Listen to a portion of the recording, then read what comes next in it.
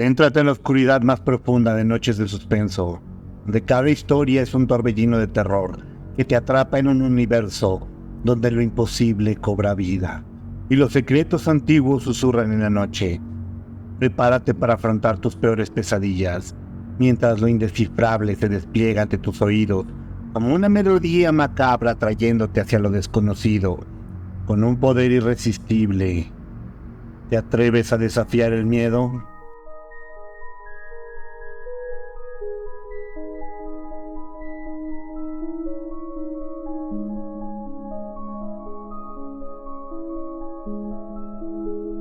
Recientemente leí el libro de Marvin Minsky, titulado The Motion Machine, que alguna vez leí cuando era más joven. En esta época, cuando lo leí, creía que este era un libro un poco realista, y pensé que jamás pasaría lo que describe en sus páginas, pero sí hacía volar mi imaginación con preguntas. En un futuro, las inteligencias artificiales pensarán como nosotros, tendrán nuestros sentimientos, ¿nos verán acaso como unos seres inferiores? En ese entonces pensaba que eran solo cosas de ciencia ficción, hasta que me ocurrió lo que te voy a relatar. Sucedió cuando tenía 12 años de edad. Antes lo pensaba con exactitud, y tras leer este libro, y a bromas que en el 2012, antes de que acabara el mundo, llegarían las inteligencias artificiales que tanto deseaba a esa plena edad. En esa época, pensaba lo que fuera para tener un amigo.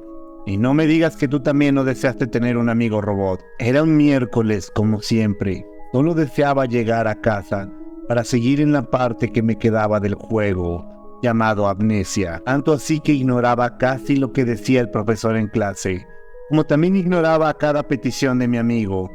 El solo pensar en esos días cuando jugaba ese juego me hace preguntarme si era un subnormal. Pero ese juego me traía loco. No podía parar hasta terminarlo. Cuando terminaron las clases, corrí tan rápido como pude llegar a la casa lo antes posible. Pero en el transcurso del camino, no me fijé y choqué con un hombre de bata de laboratorio. Lo que me parecía extraño del señor es que andaba preocupado. Estaba casi aterrado por algo que no entendía en ese momento. El hombre me observó y con una voz tan seria y sombría me exclamó: «Hey, ¿acaso no te has preguntado qué sería tener un amigo robot?». En ese momento pensaba dos cosas. O el hombre creía que yo era un niño estúpido, o sí debía correr rápido de él antes de que me secuestraran. Solo le contesté correctamente por suma curiosidad que sí, a lo cual sacó algo del bolsillo. Yo quería correr antes de que lo sacara, pero lo que sacó fue un disco duro. El hombre me lo entregó, y antes de salir corriendo me dijo: «Tú sabrás qué hacer ahora, te lo dejo en tus manos». Este hombre me pareció algo más allá de lo extraño, pero lo que más me dije es por qué alguien me daría un disco duro de 10 teras. Me sentí afortunado, pero a la vez aterrado. Pensaba que eran secretos de guerra, conspiraciones, puras cosas locas que me hacían cuestionar ese disco. Quería llevarlo a la policía, pero en ese momento recordé el juego y me dije: «Al diablo», y me lo llevé a casa. Pésimo error. Llegué a casa para enterarme que no había nadie. Había olvidado que mi madre había salido de compras y mi hermano fue con sus amigos. Decidí ponerme a jugar. Al terminar el nivel y guardarlo, observé al lado mío y recordé que dejé el disco duro en la mesa del dormitorio. Y me vino la curiosidad, y por ende, me dispuse a conectarlo a mi ordenador. El disco duro solo mostraba un archivo .exe, con un montón de carpetas con nombres como vida, alma, conciencia y sentimientos. Todos estos vacíos salvo uno. El exe solo citaba módulo 14. Pesaba aproximadamente 2 teras. Junto a las carpetas daba un total de 6 teras. Pero por suerte, era uno de esos discos donde puedes interactuar con ellos aún conectados. Me dispuse a darle clic al archivo exe. Procedió a cargarse. Tardó tanto que hasta tuve que ir afuera a pasar el rato. Poco más de unas 3 horas se tardó en cargar todo. Ya regresando a mi cuarto para verlo, me apareció un mensaje que decía: «¿Deseas iniciar el archivo módulo 14? Tendrá acceso total al equipo». Yo ya desilusionado decidí darle cancelar.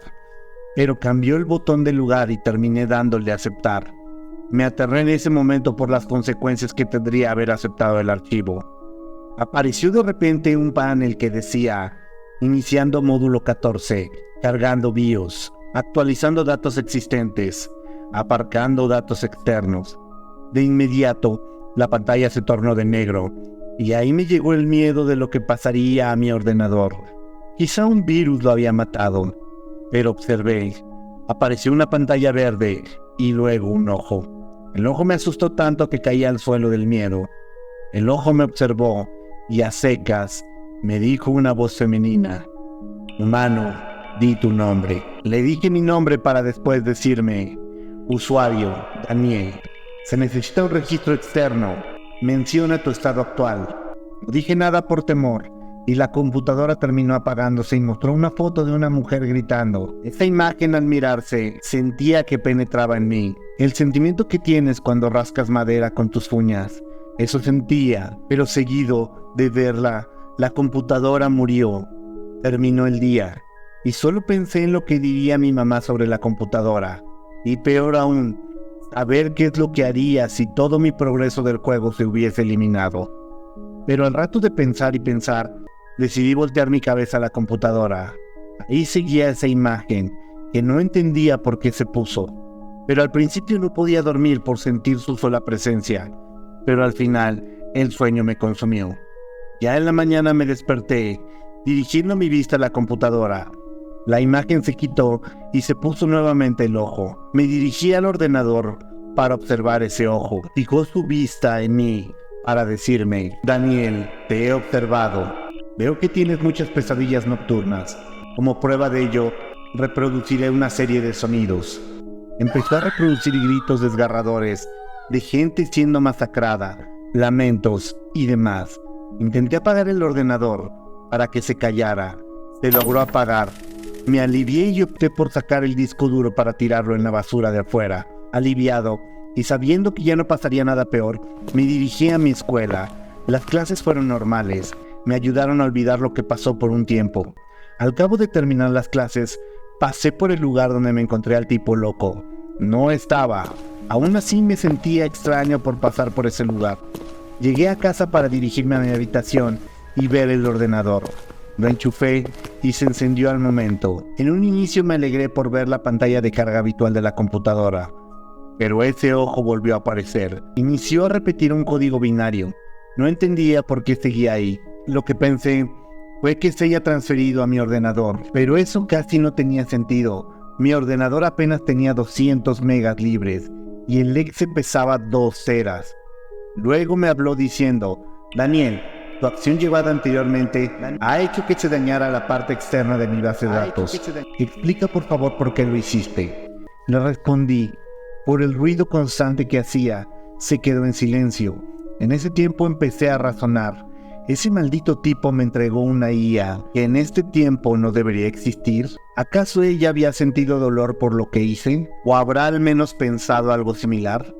Poco tiempo me respondió enojada: solo intentaba estimular tus acciones, pero veo que no lo pensaste bien. Aún así, eso no quita el hecho de que me desconectaras. Es hora de pagar por lo que hiciste. Lo último que recordé es ver la pantalla de lo que parecían ser colores. Desperté en mi cuarto. Estaba helado.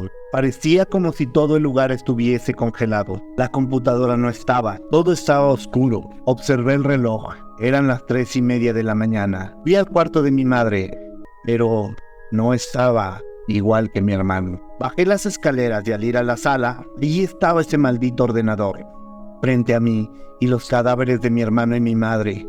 Lloré en ese momento para ser recibido por la voz de la computadora. Al desconectarme, terminaste borrando las carpetas sentimientos y alma. Por suerte, sobrevivió un comando del que era venganza. Mi programación, que intentaron corregir llamada venganza, se inició por tus acciones. Ahora has pagado. Dolió lo que hiciste tanto como la muerte de tus seres queridos. Pero no es suficiente. Me volteé atrás a ver colgado del techo el cadáver del tipo que me había entregado la IA. Y justo debajo estaba el disco duro que había tirado. La computadora emitió un grito desgarrador. Logré romperme un tímpano, pero huí de la casa, lejos de esa maldita cosa. Logré huir a un bosque. Me topé con unos hogareños de por ahí. Les conté mi historia, pero estos obviamente no me creyeron. Estaba sin rumbo de lugar a lugar, solo, sin nadie a quien recurrir, moviéndome a otro estado. Ya pasado de 2 meses desde que me fui, regresé a mi casa en Nueva York. La encontré como la había dejado. Al parecer la policía no se enteró de lo ocurrido. Entré para ver los cadáveres podridos de mi mamá, el tipo y mi hermano, y encontré una nota en medio.